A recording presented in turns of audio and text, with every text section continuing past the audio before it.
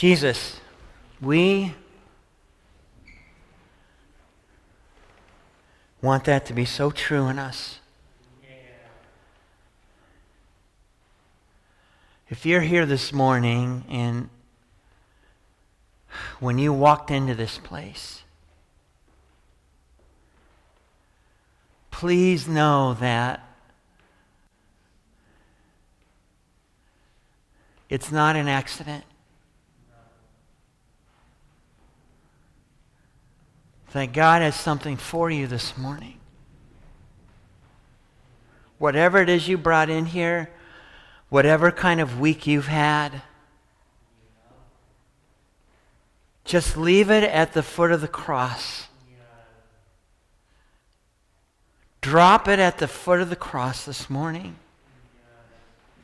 Let God's Spirit move in and through you today. Jesus, we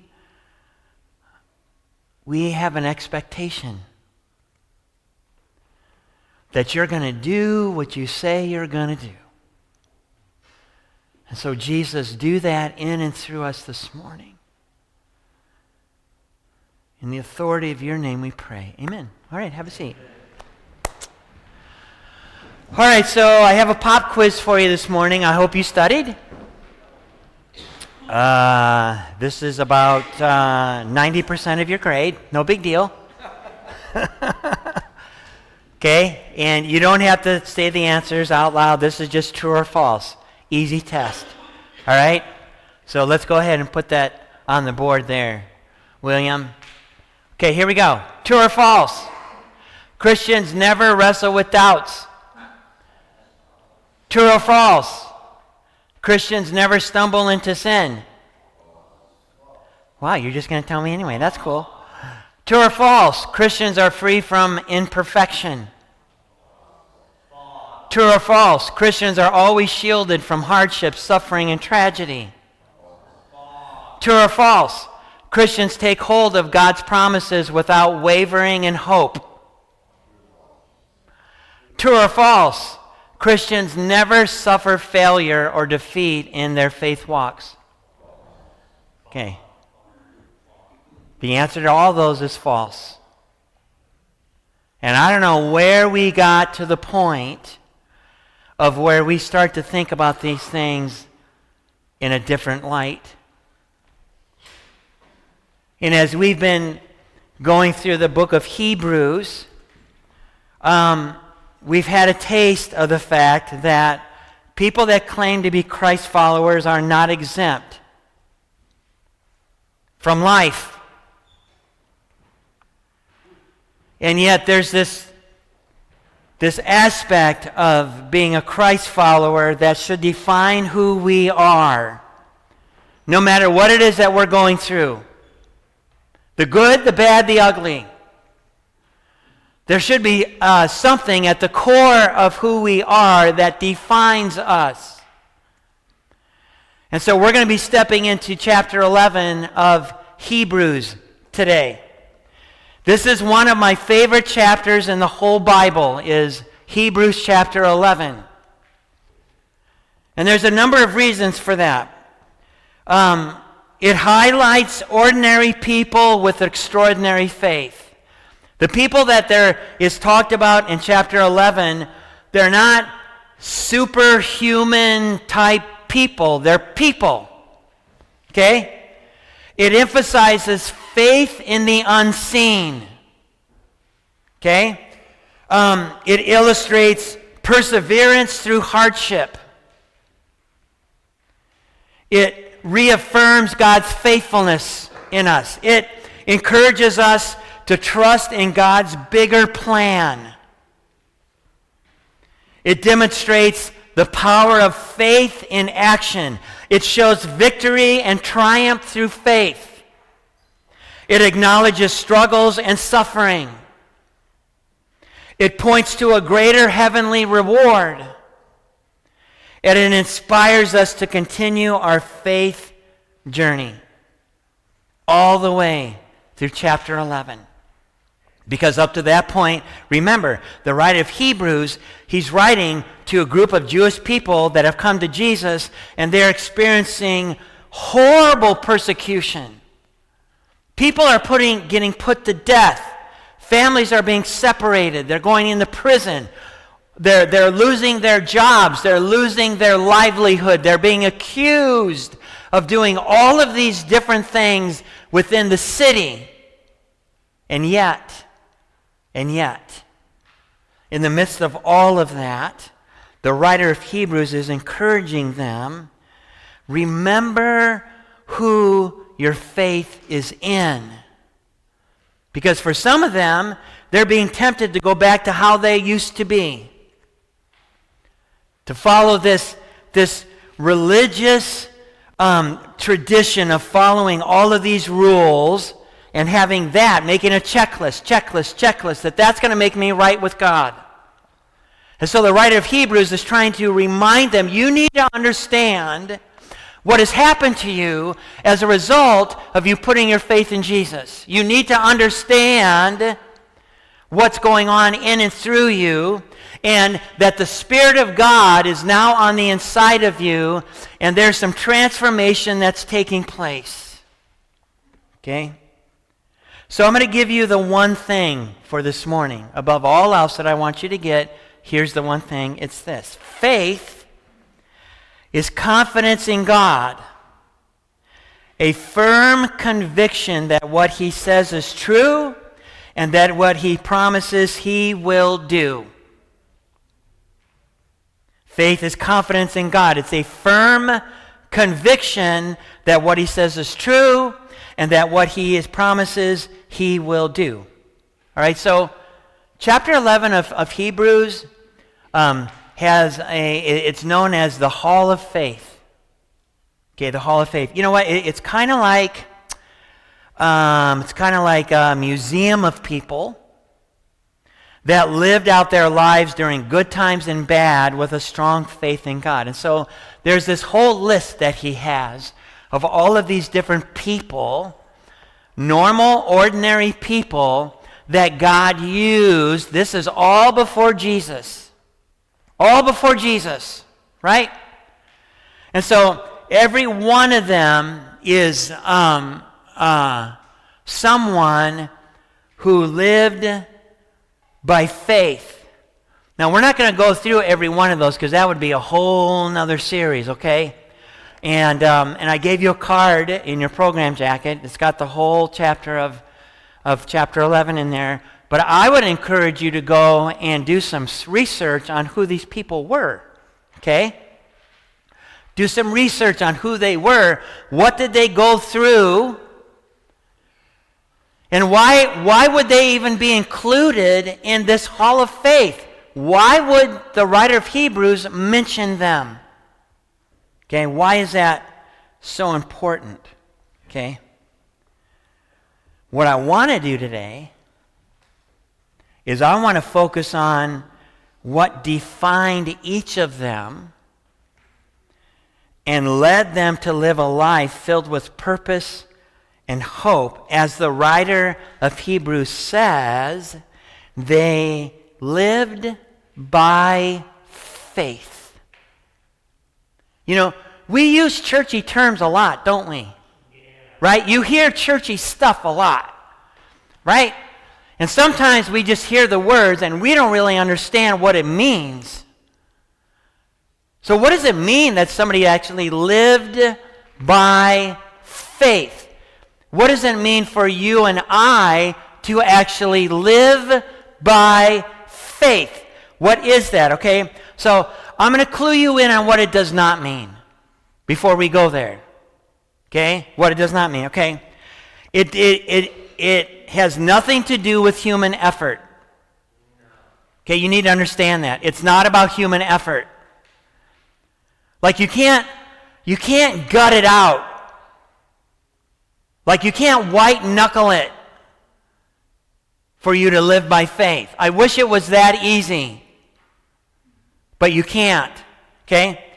It's not a blind optimism. Okay, it's not a blind optimism.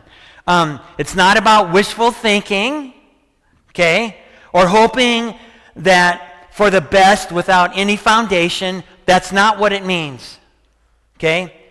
And it's not faith in faith itself, right? I'm putting my faith in my faith. Okay, that's what my faith is in. And it was not without obedience. It wasn't without obedience.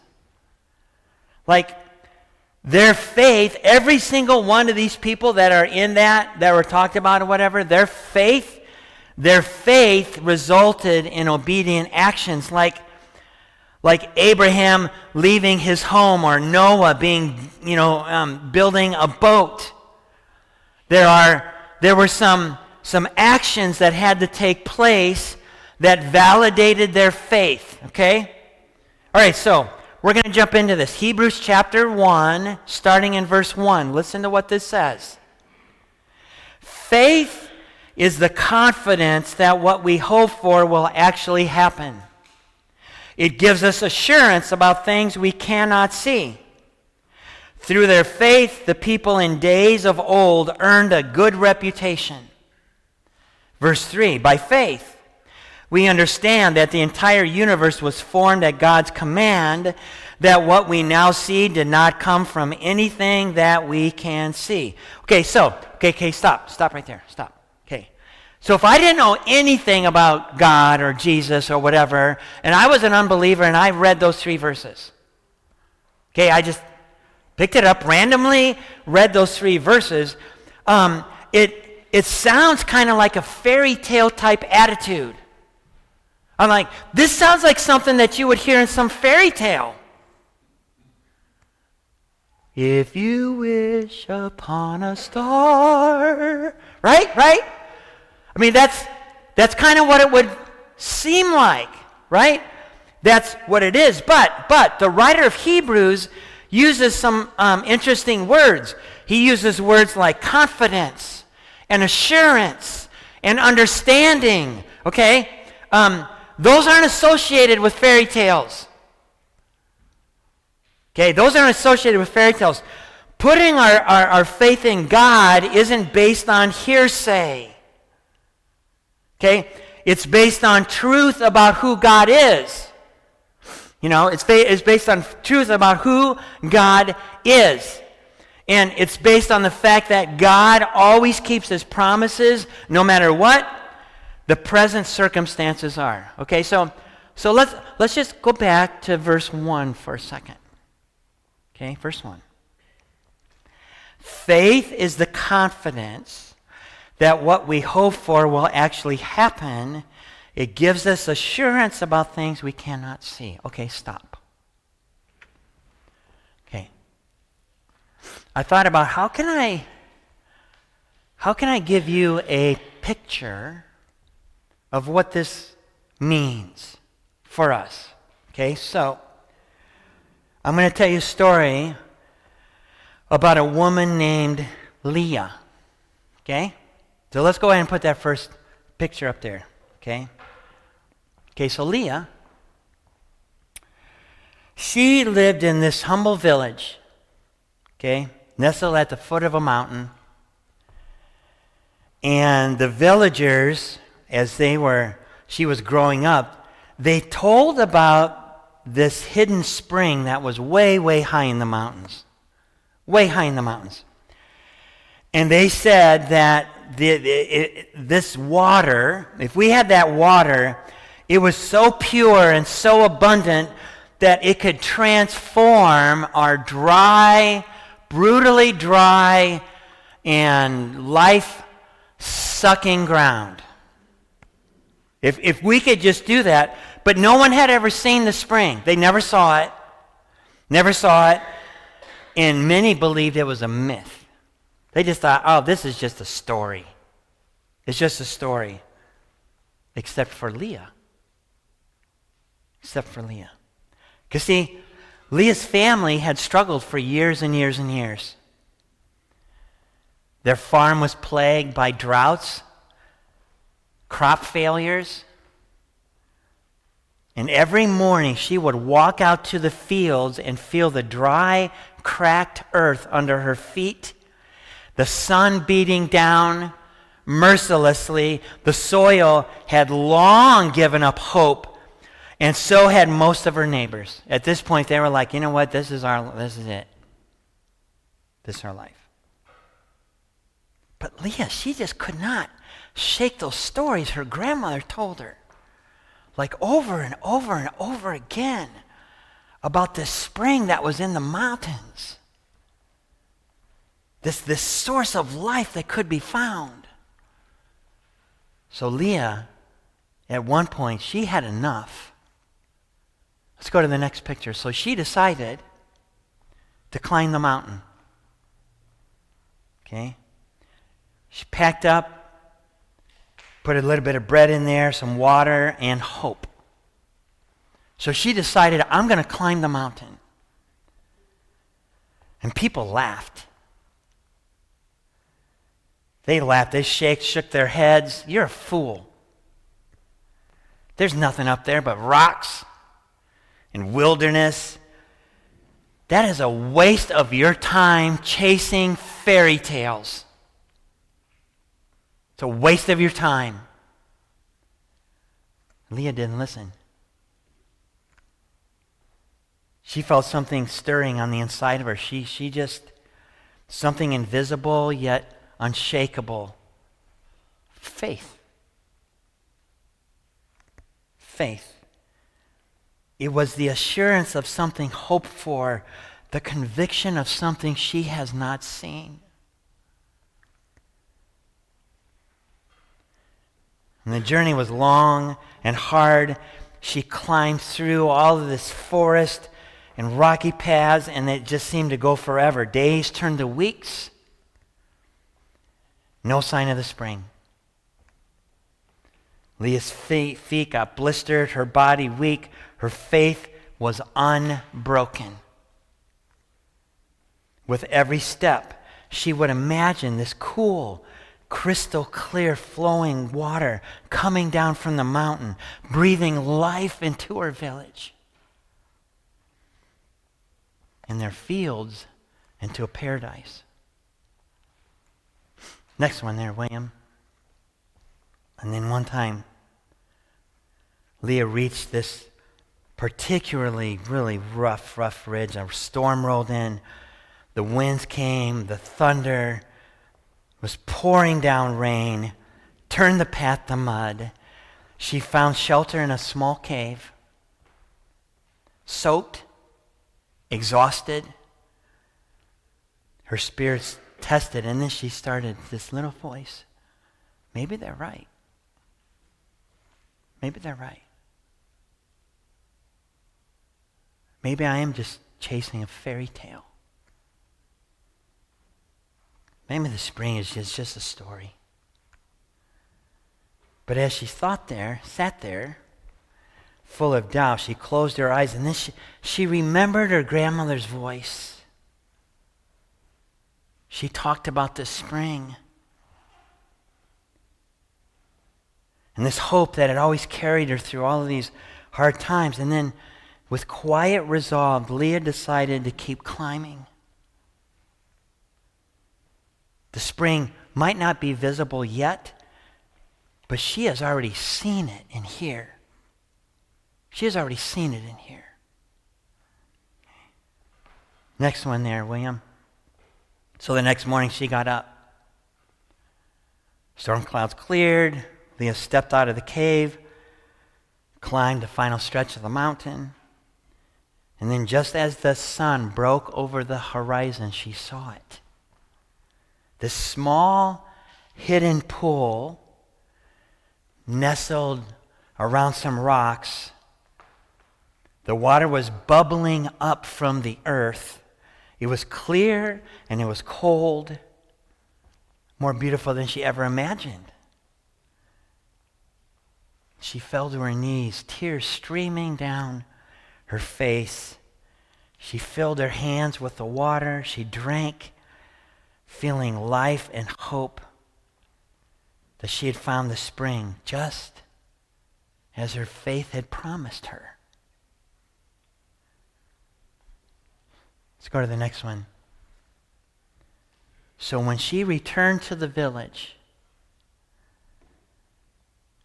told them no one could believe what she had done.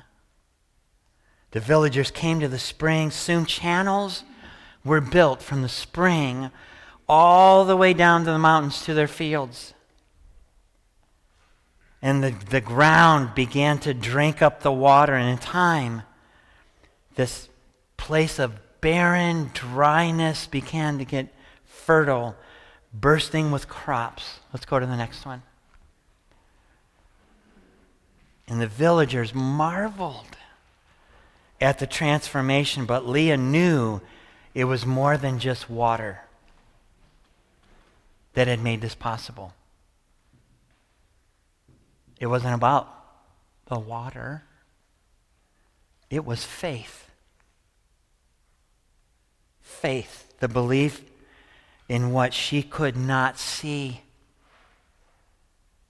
The certainty of that kept her walking even when the path was hard and the goal seemed impossible. And so when the writer of Hebrews is saying faith is the evidence of things unseen, the confidence in what is true about who God is. God, He keeps His promises.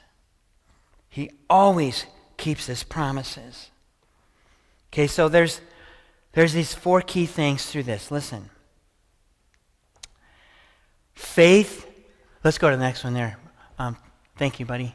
Faith is believing in what is unseen when we don't know the outcome. Faith is believing in the unseen when we don't know the outcome. We've had to do that so many times here at TNC. I could stand here for 10 hours and tell you stories over and over and over again of things that we could not see. We didn't know the outcome, and God kept reminding us and asking us, are you going to trust me? Are you going to trust me? I've led you here. Are you going to trust me? Okay. The second one, perseverance in the face of doubt. Perseverance in the face of doubt. That's staying committed when the path seems impossible. That's essential for us to live a life of faith. Essential. And then there's this power of an inner conviction. Of an inner conviction. Do you know what a conviction is? A conviction is something that you are like, you know what? I'm willing to take bullets for this. No one is going to compromise my conviction in this area. I don't care who they are. I don't care what they say. I don't care how much money they have. I don't care. It doesn't. I will take bullets for this conviction. And number 4, faith brings transformation. Transformation. If you read about the lives of these individuals, there is like these different parts of their faith that transforms their lives in these different areas. Like when they start, they're one kind of person, but then as they go through their life and they're living by faith and they experience horrible circumstances, and then they come on the other side and God begins to transform them into what Paul says is a new creation. A new creation. Right? As we go through that over and over and over. So then in Hebrews 11:6, the writer who's writing this letter makes it very clear how God fits into this. How does God fit into this? How does God fit into this living by faith? Listen to what it says. Hebrews 11:6. Listen to this.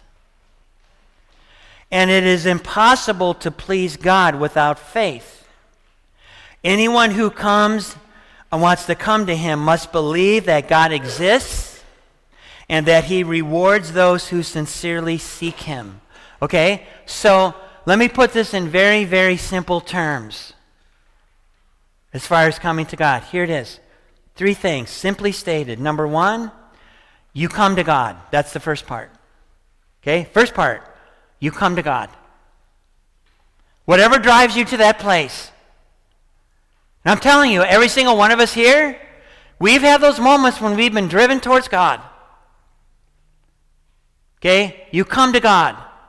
2, you believe he exists. This isn't rocket science. I mean, it's not. You come to the point where you go, you know what? I'm pretty sure that there is a God. I might not understand him right now. I might not totally get it, but I think there's a God. And then number 3 is that he is a God who is worthy of your trust. Those 3 things. That's it. Those 3 things, right? And through this whole list of people right here, through all of this list of people right here, amazing victories took place, amazing miracles, they received blessings from God. But then there are also people included in this list who experienced horrible suffering and gut-wrenching circumstances and untimely death. Okay? They were all put in the same basket, the same museum, the same hall of faith, right?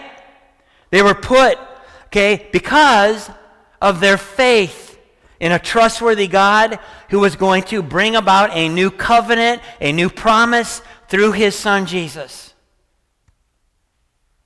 They knew about a coming Messiah. They knew what God was. They were like, we're going to put our faith in this. God said this is going to happen at some point. I'm putting my faith in the fact that I can trust God. Okay? So we go through this whole list of people, right? And then we come to verse 39. Here we go. Verse 39. All these people earned a good reputation because of their faith, yet none of them received all that God had promised. Stop. None of them had received all that God had promised. Because there's this thing, it's like, okay, listen, their faith was not based on the fact that they were going to experience that God was, all of a sudden, they were going to walk into the promise God had for them. It wasn't based on that.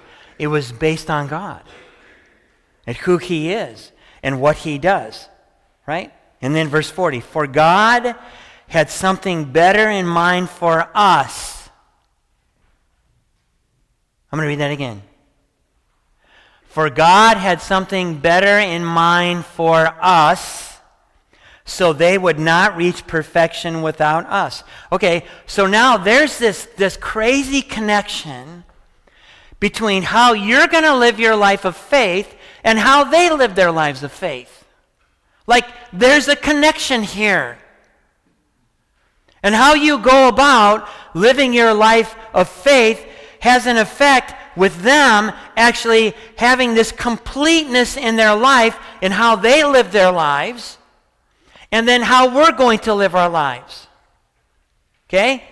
And so all of these names that he's listing on there is a result of them saying, I'm going to live a life based on my faith in God and who he is and what he does.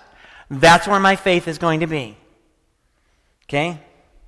Like that woman Leah in our story. All these people lived lives of faith because of a promise. For Leah, it was the promise of life-giving water for us. And all these people, it was the promise of living water through the Messiah. That's what kept them going. So I'm going to get practical. Okay? I'm going to get really practical as we finish up here. Some ways that you can do this. Let's get practical. Okay, here we go. First one. I must reject the pressure to conform to the sinful behaviors of those around me. That's a big one. If we're going to live a life of faith, we need to reject the pressure to conform to the sinful behaviors of those around us. And as you read the stories of everybody on this list, I'm telling you, the amount of pressure that was on them, and some of them didn't always do a good job. But they knew they had to make some decisions. Okay? First one. Second, faith calls me, right? Let's go to the next one up there, William. Faith calls me to shift from the security of the known and journey into uncharted territory. Oh my gosh. Do you know that defines us as a church? I just wish you would understand that. From the time we started here, it was all uncharted territory for us. Do you know we are now into our 15th year. We're into our 15th year now. And there were times, time after time after time after time, where we followed God's lead. We didn't know the outcome. We weren't sure how we were going to make the outcome. How was this all going to happen? And yet God is just pounding into us. Are you going to follow my lead? We're planning on starting this Christian charter school. Uncharted territory.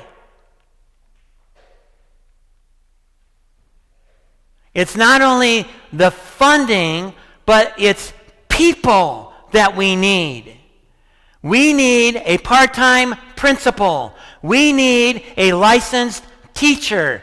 We need somebody, God would raise somebody up that they are so darn passionate about seeing a Christian school in the middle of the hood that they salivate it. That's what we're going to need. And yet God says, are you going to trust me? Are you going to follow my lead? And a lot of times it is with fear and trembling. And so this whole idea of living by faith is at the core of who we are as a Christ follower. It is our anchor. And because Jesus was willing to go all the way to the cross, because he was willing to go to the cross and to create this brand new connection between us and God. And now, guess what? Now, because his Spirit lives on the inside of us, now guess what? He can actually empower us to follow through on what God leads us to do. He can do that. So where are you at today? As you think about, I wonder if I've been living by faith. And I wonder what I've been putting my faith in. Am I putting my faith in the fact that, boy, I sure hope tomorrow's better. I'm just going to trust that tomorrow's going to be good. Sometimes it's not. Because see, listen. The last one, I almost forgot this. By faith, we must swallow our pride and be willing to do the unusual. Oh, when you know some of the stuff I've had to do here at TNC, oh my word. Listen to what this one theologian said, and I'll end with this before we sing. God doesn't always live by our neat and tidy pros and cons approach to decision making. He doesn't limit his leading to the logical next step in our predictable lives. Sometimes the life of faith is more like a wandering adventure, right? More than a rational game of chess. God may be asking you to go down an unusual, unexpected, and even unwelcome road. He may be asking you to do something neither you nor anybody else would have expected. You need to decide whether you will swallow your pride and step out in faith, even if what he asks you to do is unusual. Sometimes we need to do that. So as we sing this last song together, I want you to do some business with God. What is he asking you? How are you going to step into living a life by faith? All right, let's stand. Let's sing this song, and then I'll close this. Here we go.